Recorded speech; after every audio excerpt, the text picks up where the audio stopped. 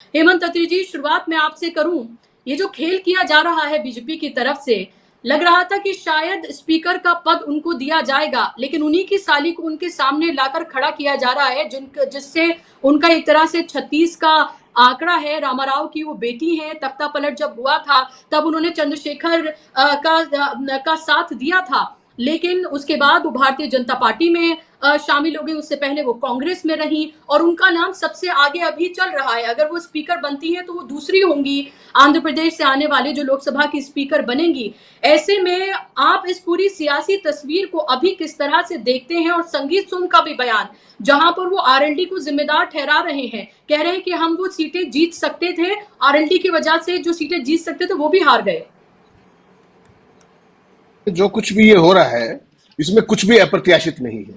4 जून को जब परिणाम आ रहे थे, उसके बाद शाम को जब हम लोगों ने बात की आपस में, तो मैंने आपको ये कहा था कि नरेंद्र मोदी और अमित शाह, इनका अलायंस की पॉलिटिक्स से कोई वास्ता नहीं है, कोई लेना देना नहीं है। इनको केवल शासन करना आता है डंडे के जोर पे, और ये अलायंस का वो हाल करेंगे जो समय के साथ साथ सामने आएगा। और कल जब विभाग बटे तो सारे देश के सामने स्थिति क्लियर हो गई कि ये है क्या। आपने स्पेसिफिकली बात की चंद्रबाबू नायडू की और नीतीश कुमार की। नीतीश कुमार और चंद्रबाबू नायडू, उनके पास एक आखिरी मौका था कि वो अपने आप को, अगर उनको बचाना था पॉलिटिकली, तो वो एनडीए अलायंस से चुनाव के बाद भी दूर रहते। उन्होंने ये बात भुला दी कि जो भी इनके एलाइज रहे हैं आज तक, बीजेपी के या अमित शाह और जो मोदी वाली जो बीजेपी है, पहले पुराने वाली बीजेपी और अब वाली, उन सब का क्या हश्र हुआ है। शरद पवार का हाल देख लीजिए, उद्धव ठाकरे का देख लीजिए, नवीन पटनायक का देख लीजिए, मायावती का देख लीजिए, दुष्यंत चौटाला का देख लीजिए, और इससे पहले अगर आप 90s की बात करेंगे तब के चंद्रबाबू नायडू का देख लीजिए। तब वो कितने बड़े नेता होते थे और किंग मेकर उस दौर में होते थे वो, और उसके बाद कहा वो हाशिए पे चले गए थे। उनको अगर आंध्र प्रदेश की सरकार, जगन रेड्डी की सरकार अगर गिरफ्तार ना करती, वो अंदर ना जाते, तो शायद ये अलायंस भी नहीं होता। उनको लगा कि अभी तो स्टेट की एजेंसीज हैं, अगर सेंटर की एजेंसी और आ गई तो लेने के देने पड़ जाएंगे। चुनाव था आंध्र प्रदेश में, उन सारी मजबूरियों के चलते वो आए। लेकिन उनके लिए जब 16 सीटें आई तो उनके लिए एक अवसर था कि वो स्मार्ट गेम करते, और स्मार्ट गेम केवल और केवल आज तक एक नेता बचा है भारतीय जनता पार्टी के खेल से, और उसका नाम है ममता बनर्जी, जिन्होंने समय रहते वहां से किनारा काट लिया। आप देख लीजिए आज वो कितनी बड़ी नेता है बंगाल की, और कितनी बार से सीएम है, और सारे का सारा एक छत्र साम्राज्य है। लेकिन चंद्रबाबू नायडू तमाम कारणों के चलते, जिस भी कारण से वो आए, मैंने उस दिन ये कहा था कि वो सरेंडर की मुद्रा में रहेंगे चाहे उनकी कोई भी स्थिति हो। उसके कारण देखिए आप क्या है। इन दोनों की ही बात करेंगे, नीतीश कुमार की भी और चंद्रबाबू नायडू की भी। नीतीश कुमार के पास निर्णायक सीटें होने के बावजूद, या नीतीश कुमार के बाद भी निर्णायक सीटें होने के बावजूद भी, वो प्रेशर क्यों नहीं बना पा रहे? वो चीज समझिए आप। जो ताकत आज इन दोनों के पास दिल्ली में है, खासतौर पर अमित शाह के पास, जो एजेंसियों की चीज, जो धनबल उनके पास है, मुझे इसमें कोई हैरानी नहीं होगी किसी भी स्टेज पर। अभी तो नहीं करेंगे, लेकिन अक्टूबर के बाद I will not be surprise कि दोनों नेता अकेले ही खड़े रहे, जहां तक सांसदों की बात है। महाराष्ट्र, झारखंड और हरियाणा के अब चुनाव होने हैं, आपको पता है अक्टूबर में। तब तक तो ये रहेंगे शांत, तब तक तो ये लॉलीपॉप बाजी का खेल चलता रहेगा। उसके बाद जिस दिन तय कर लिया, उसके बाद ये दोनों खड़े खड़े देखेंगे, ये आप लिख लीजिए आप। और ये बात आपने इस कैबिनेट की मीटिंग, कैबिनेट में भी देख लिया। कैबिनेट में सारे कह रहे थे इनको रेल मंत्रालय बनेगा, टॉप 4 मिनिस्ट्रीज बनेगी। मैंने उस दिन आपको कहा था टॉप 4 छोड़िए, टॉप 7 भी नहीं मिलेंगी। और जो स्पीकर की बात है वो आप भूल जाइए। और ये भी जो गेम है पुदेश्वरी का, ये वैसे नहीं है, ये उनके घर में लड़ाई लगाने का काम है। ये उनकी साली है, उसी कम्युनिटी का मैक्सिमम वोट शेयर के हिसाब से है। वो बनेंगी या नहीं बनेंगी, लेकिन शगुफा छोड़ करके they are testing the waters. This is typical of Amit Shah and Modi. वो हमेशा से ये करते हैं। एलाइज को क्या दिया आप बताइए? पशुपालन मंत्रालय, वो क्या स्किल डेवलपमेंट मिनिस्ट्री, एक को सिविल एविएशन दे दिया। सिविल एविएशन में ना तो एयरपोर्ट आपके पास है, एयरपोर्ट तो अडानी चलाते हैं, एयर इंडिया तक आपने बेच दी है, आपके पास कोई सरकारी एयरलाइंस भी नहीं है। तो एयरपोर्ट के अंदर करेगा क्या वो बैठ के, जो है सिविल एविएशन का मंत्री? ये सारी जो चीजें हैं, ये इनको सबको आईना दिखाया है। दूसरी बात जो है, ये क्यों नहीं बोल पा रहे? दोनों ही नेताओं को अपने अपने प्रदेशों की आर्थिक हालत पता है। वहां पर फाइनेंशियल क्राइसिस है। आंध्र प्रदेश की जो राजधानी है अमरावती, वो बनाई जानी है। चंद्रबाबू नायडू की प्रायोरिटी क्या है? वो बड़े महकमे लें, अपनी पार्टी को बचाएं, या सरकार चलाएं? अभी तो उन्होंने शपथ भी नहीं ली है। अमरावती के लिए उनको बहुत मैसिव पैसा चाहिए। 2018 में आपको याद होगा वो एनडीए से अलग हुए थे। वो किस बात पे हुए थे? वो अलग हुए थे जो आंध्र प्रदेश को विशेष राज्य का दर्जा देने की बात थी। तो जब तब नहीं दिया था तो अब दे देंगे क्या? यही मांग बिहार में नीतीश कुमार कब से कर रहे हैं। उसके बाद वो 2 बार पलटी भी मार चुके हैं। बिहार को क्या वो विशेष राज्य का दर्जा मिल गया? अलाइज थे तब भी नहीं मिला, विरोधी थे तो भी नहीं मिला, अब फिर अलाई है तो भी कितना मिलेगा देख लीजिएगा। बेसिकली नरेंद्र मोदी और अमित शाह को देना नहीं आता, उनको केवल लेना आता है, चाहे वो एलाइज हो चाहे अदरवाइज हो। और इन दोनों को ये बात अभी समझ में नहीं आएगी। अगर जो भी स्थिति वाइटल इश्यूज जब आएंगे, इन दोनों के साथ इनकी पार्टी कहां मिलेगी इनको अंदाजा ही हो सकता है। उद्धव ठाकरे का हाल देख लीजिए, सबसे पुराने एलाई थे, कहां है उनकी पार्टी? उनका चुनाव सिंबल तक नहीं छोड़ा उनके पास। मायावती जो उत्तर प्रदेश की और नहीं छोड़ दीजिए देश की नंबर 30 की पार्टी थी, तीसरे नंबर की, आज उनकी विधानसभा में क्या सीट है यूपी में, और देश की लोकसभा में नाम लेने वाला कोई नहीं बचा है। किस बात का डर है ये तो वो जाने, लेकिन उनको कितना इफेक्टिवली यूज करे उत्तर प्रदेश में आपने देखा। 14 सीटें मायावती ने हरवा दी जो इंडिया अलायंस को, नहीं तो ये तस्वीर ही कुछ और होती। तो आप समझिए ये जो जोड़ी है दिल्ली के अंदर, ये साम दाम दंड भेद, ये किसी भी हद तक जाएगी। और ये जो एलआई है ना सो कॉल्ड, ये आप देखेंगे अकेले खड़े मिलेंगे आपको, कोई नाम लेवा नहीं बचेगा इनका। अगर इन्होंने समय रहते अपनी आंखें नहीं खोली, पार्टी इंपॉर्टेंट है, संसदीय दल इंपॉर्टेंट है, या अपनी कुर्सी इंपॉर्टेंट है। दूसरी आपने बात कही कि छोटी मिनिस्ट्री दे दी, मुझे लगता है ये एक टेक्निकल अंडरस्टैंडिंग है, कोई कुछ भी कहता रहे। चूंकि ना तो नीतीश कुमार को अपने परिवार का कोई व्यक्ति बनवाना था, ना चंद्रबाबू नायडू को ही बनवाना था, और कोई सा भी नेता ये नहीं चाहता कि उनकी स्टेट में कोई तगड़ा मंत्री बने अपनी पार्टी से और एक पैरेलल पावर सेंटर खड़ा हो। तो ये मुझे लगता है म्यूचुअल अंडरस्टैंडिंग के जरिए सारा खेल हो रहा है। इसमें कोई बहुत बिटवीन द लाइन्स पढ़ने की जरूरत नहीं है। लेकिन जो स्पीकर का पद है, अगर इनको नहीं मिला तो फिर वो होगा अक्टूबर के एंड में या नवंबर में, जो मैंने आपको बताया, जो शिवसेना के साथ हुआ, जो बाकी तमाम लोगों के साथ हुआ, ये आप निश्चित मान के चलिए कृष्णा जी कि जो असली खेल होगा वो नवंबर में शुरू हो जाएगा। अक्टूबर के एंड में चुनाव है, मिड अक्टूबर के दौरान में चुनाव होता है हरियाणा, महाराष्ट्र और झारखंड में। और जैसे ही तीनों स्टेट्स के परिणाम आएंगे, जो भारतीय जनता पार्टी की सेंट्रल गवर्नमेंट है उसका एक बार में हिलना तय है। और वो क्यों हिलना तय है कि they are losing the ground very sharply. तीनों ही स्टेट को ऐसी स्टेट नहीं है। आप देखिए महाराष्ट्र के अंदर इन्होंने जैसे भी धक्के से सरकार बनाई, उसके बावजूद भी 2 साल से बीएमसी तक का चुनाव नहीं करा पा रहे, जबकि सरकार अपनी है इनकी, धक्के से बनाई, तोड़ फोड़ करके बनाई। हरियाणा के अंदर अगर आप देखेंगे इस विधानसभा चुनाव के, जो लोकसभा के चुनाव हुए हैं, इसमें 90 में से 46 सीटों पर कांग्रेस ने लीड किया है। ऐसे ही महाराष्ट्र में 288 में जो पार्लियामेंट असेंबली की सीट है, उनमें से 150 प्लस में शरद पवार और कांग्रेस वाले अलायंस ने किया है। वहां पर जो हेमंत सोरेन है उनको उसमें जेल में डाल रखा आपने। इन तीनों ही स्टेट्स के अंदर जब भारतीय जनता पार्टी जो दिशा चल रही है उसमें अगर चुनाव हारती है तो उसके बाद निश्चित तौर पे दिल्ली की सरकार के अंदर एक शिवरिंग आनी तय है। और इसलिए मैंने कहा कि तब तक मोदी और शाह शांत रहेंगे, लेकिन जैसे ही उनको लगेगा कि ग्राउंड स्लिप हो रहा है, उसके बाद वो खेल होगा जिसका हमने पहले जिक्र किया, चाहे वो टीडीपी के साथ हो, चाहे वो जेडीयू के साथ हो, और चाहे तमाम और लोगों के साथ भी हो। वो खेल क्या है कि जो एक एक दो दो दलों वाले हैं उनको शामिल कराना, वो उनके बाएं हाथ का खेल है। आप ये बताइए, उद्धव ठाकरे वो व्यक्ति थे, मिश्रा जी, तिवारी जी बहुत सीनियर आदमी है, हमारे साथी है। उद्धव ठाकरे ने ओपन चैलेंज किया था महाराष्ट्र के अंदर कि मेरा एक एमएलए तोड़ के दिखाओ, ओपन चैलेंज किया था और इनकी हिम्मत नहीं पड़ी थी। और आज हालत देखिए कि उद्धव ठाकरे की पार्टी छोड़िए, सिंबल भी नहीं है उनके पास। ये है अमित शाह की सत्ता की ताकत, ये एजेंसियों की ताकत है। इसको कोई व्यक्ति अपनी ताकत मान ले, ये उसकी गलतफहमी है।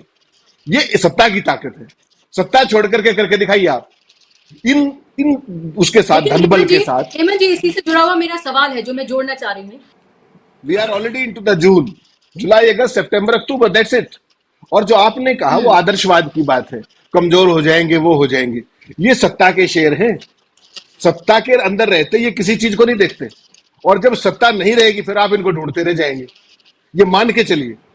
तो ये कोई भी साम दाम दंड भेद नहीं छोड़ने वाले हैं। और क्या गारंटी है कि इंडिया अलायंस को इकट्ठा रहने देंगे? जिस तरीके से ये पहले करते आए हैं एजेंसीज का यूज करते हुए, ये किसको बख्शेंगे? जब शरद पवार के जो छाया है वो अजीत पवार थे, उनकी पार्टी तुड़वा दी, बताइए आप। और आज हालत ये है, अजीत पवार को, मुझे सरप्राइज नहीं होगा बिल्कुल भी कि अजीत पवार वापस शरद पवार के पास आ जाए, क्योंकि अल्टीमेटली तो पॉलिटिकल सर्वाइवल का सवाल है। यही स्थिति शिंदे की भी हो सकती है, तो उनकी भी तो 7 सीट है। आप केवल इन दो को क्यों बता रही हैं कि जेडीयू और टीडीपी? उनके निशाने पर बहुत लंबी लिस्ट है। They are not going to spare anybody. उनके लिए या तो माई वे है या हाईवे है। और आपने कहीं भी प्रधानमंत्री या अमित शाह के चेहरे पर कोई शिकन देखी है क्या अब तक? पार्टी के अंदर खुशी का माहौल बिल्कुल नहीं है। आपने मोदी जी को भाषण देते हुए देखा, अपने नए मंत्रियों को, सबके चेहरों की हवाइयां उड़ी हुई थी, कोई सेलिब्रेटरी मूड नहीं था। उसके बावजूद आपको लगता है कि मोदी जी कहीं रिकंसिलेटरी उस मूड में है या अमित शाह कहीं रिकंसिलेटरी मूड में? कहीं कुछ नहीं है। They are just waiting for the right opportunity. They will hit the on the first available opportunity, and that opportunity will come in somewhere in October and और नवंबर फर्स्ट वीक, जहां पर ये अपना पूरा खेल आपको इन असली रूप में दिखाई देंगे। चाहे वो जेडीयू का मामला हो, चाहे वो टीडीपी का मामला हो, जो उछल कूद करेगा। और to that extent Ajit Pawar, to that extent अपने Shinde, they are not going to spare anybody. उनको नंबर 273 चाहिए, और वो किसी भी किसी कीमत पर येन केन प्रकरण, जब तक उनके पास सत्ता है, यू कैनॉट बी श्योर कि वो कब क्या कर देंगे, ये मान के चलिए।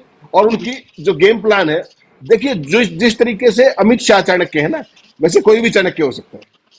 सत्ता बल आपके पास है, धन बल आपके पास है, एजेंसी बल आपके पास है, फिर तो करना क्या है? शाम तक पकड़ के ही लाने, और वो करते रहे ये काम। तो मुझे इसमें कोई संकोच नहीं है। और जो इन दोनों की स्थिति है, चंद्रबाबू नायडू की और जो नीतीश कुमार की, मैं बिल्कुल भी हैरान नहीं हूंगा कि इन दोनों के संसदीय दलों को आप ढूंढते रह जाएंगे, केवल वक्त की बात है। क्या मुस्कुरा तो मोदी जी भी नहीं रहे, मुस्कुरा तो उनका जी कैबिनेट भी नहीं रहा है। जब आपने 4 दिन पहले जो फोटो आया था, उनके चेहरे पे सबके हवाइयां उड़ी हुई थी, पता नहीं क्यों। सारों के, किसी के चेहरे पे कोई जोश या जश्न की कोई बात, वो जो प्रधानमंत्री हेडमास्टरी कर रहे थे और सारे जो डेजिग्नेटेड मंत्री थे उनको बुलाया था, वो सारी चीज थी।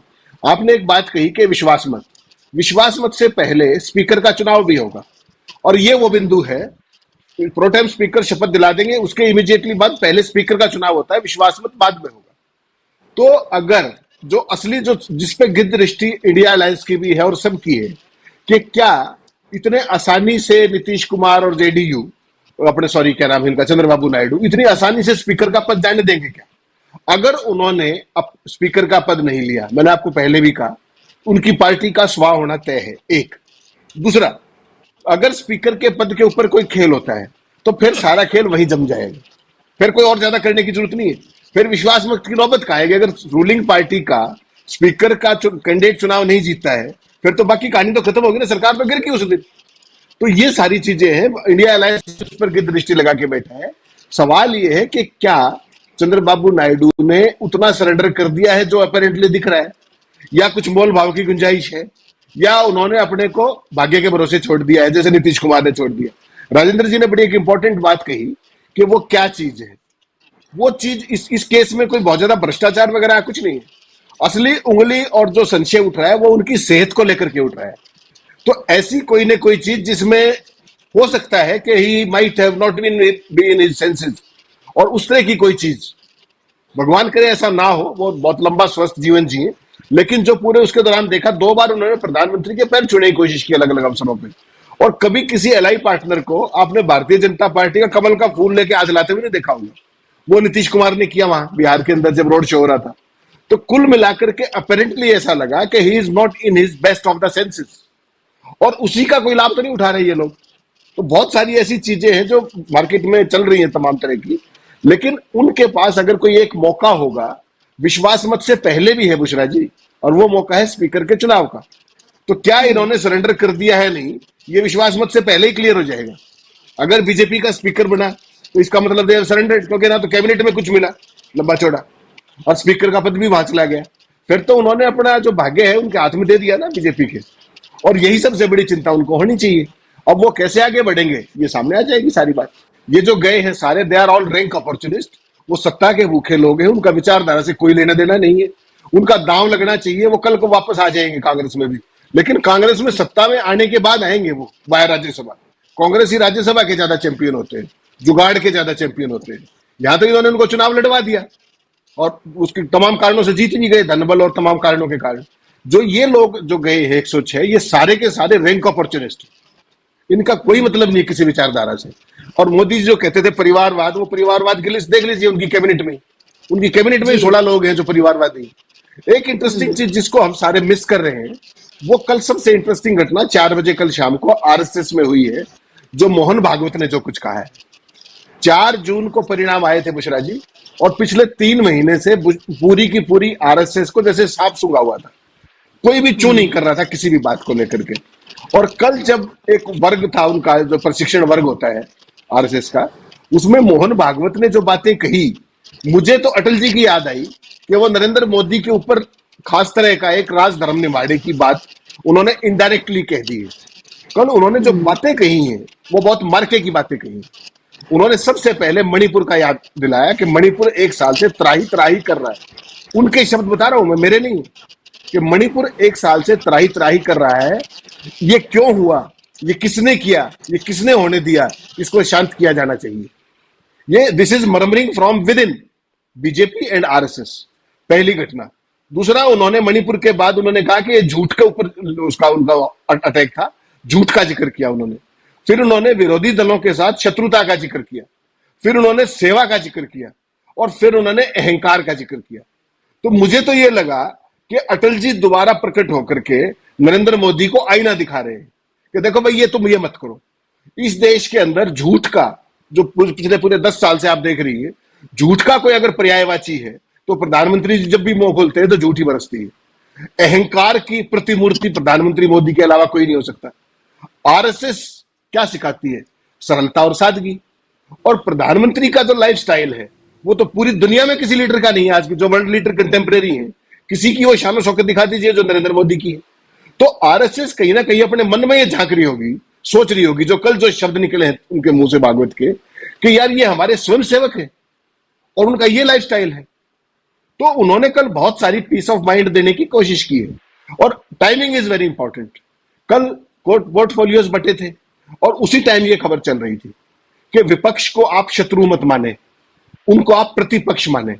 लेकिन मोदी जी की तो पूरी की पूरी 10 साल की राजनीति और गुजरात की राजनीति देख लीजिए आप, कंप्लीटली विश्व विपक्ष को वो ना केवल डिमीन करते हैं बल्कि कंप्लीटली शत्रुता का भाव रखते हैं और किसी विरोधी को बख्शते नहीं। उनके सारे विरोधी आज कहां कहां जरा देख लीजिए आप। तो ये सारी चीजें जो कल आरएसएस एक्शन में आई है, मुझे लगता है ये भी एक इंडिकेशन है कि वो बोल बेशक नहीं पा रहे थे। नड्डा ने इतनी बड़ी बात कह दी कि we are now on our own, और हम आरएसएस से भी बड़े हो गए। एक तरीके से उनके कहने का मतलब ये था, आत्मनिर्भर हो गए थे वो भी, और उसके बावजूद भी आरएसएस से कहीं कोई मर्मरिंग नहीं सुनाई थी। कल जो मोहन भागवत की बात आई है, इसको बिटवीन द लाइन्स मुझे लगता है सारों को पढ़ना चाहिए, और ये बहुत महत्वपूर्ण बात है जितनी भी बातें उन्होंने कही हैं। और ये कहीं ना कहीं मोदी जी की वाकारे शैली पर एक सीधी टिप्पणी अगर मैं मानूं तो वो मोहन भागवत की है, उनके कामकाज के, उनके जीवन शैली पे, उनके बातचीत के लहजे पर, उनके सत्ता चलाने के उस पर, गवर्नेंस के सारे मॉडल पर, मणिपुर को लेकर के जिस तरीके की चीजें हुई। तो मुझे लगता है आरएसएस ने कल एक बहुत पहली बार मुंह खोला भागवत ने, और उन्होंने आईना दिखाया। मोदी जी इसको किस रूप में लेंगे वो बहुत जल्दी स्पष्ट हो जाएगा। नहीं राजेंद्र जी, इसमें सबसे इंपॉर्टेंट बात और भी तो है ना, कि जैसे बाकियों ने सरेंडर कर रखा है, पिछले 3 महीने से भी लग रहा है कि आरएसएस ने भी कंप्लीटली अनकंडीशनल सरेंडर कर रखा है। जब नड्डा ने इतनी बात कह दी, नड्डा की इतनी हैसियत नहीं है कि वो कह दे, वो नड्डा भी आरएसएस के ही नॉमिनी थे अध्यक्ष के रूप में। तो उनका ये कहना और उसके बावजूद भी चुप्पी साध लेना, ये दिखाता है कि ना केवल बाकी चीजें, आरएसएस जो पेरेंट ऑर्गेनाइजेशन था उसने भी अनकंडीशनल सरेंडर कर दिया है मौजूदा प्रधानमंत्री और उनके सिस्टम के सामने। क्योंकि अब वो आरएसएस रहा नहीं, वो सादगी सरलता उनमें भी नहीं रही, वो भी Z+ सिक्योरिटी लिए घूम रहे हैं। उनको भी अब चार्टेड प्लेन्स की आदत होगी। जो लोग स्कूटर पे घूमते थे आरएसएस के, वो आजकल चार्टेड प्लेन्स में घूम रहे हैं। दिन में दूसरा एक कपड़ा दोबारा नहीं पहनते हैं। सारे के सारे मोदी जी को तो करते हैं ना। मनोहर लाल खट्टर को देख लीजिए, तमाम लोग ऐसे हैं। तो जिनकी जो शैली, एक जो अपने आप को स्वयं सेवक कहते थे और आज उनका जो जीवन शैली है राजसी, वो तमाम ऐसी चीजें आरएसएस के अंदर भी सत्ता के साथ वो आई हैं, जिसके कारण उनका वो नैतिक बल नहीं रहा कि वो चेक कर सके कि सरकार कर क्या रही है। कह तो वो देते, लेकिन वो जो इफेक्टिव चेक था, इंटरवेंशन था, वो मुझे लगता है वो morality they have lost it.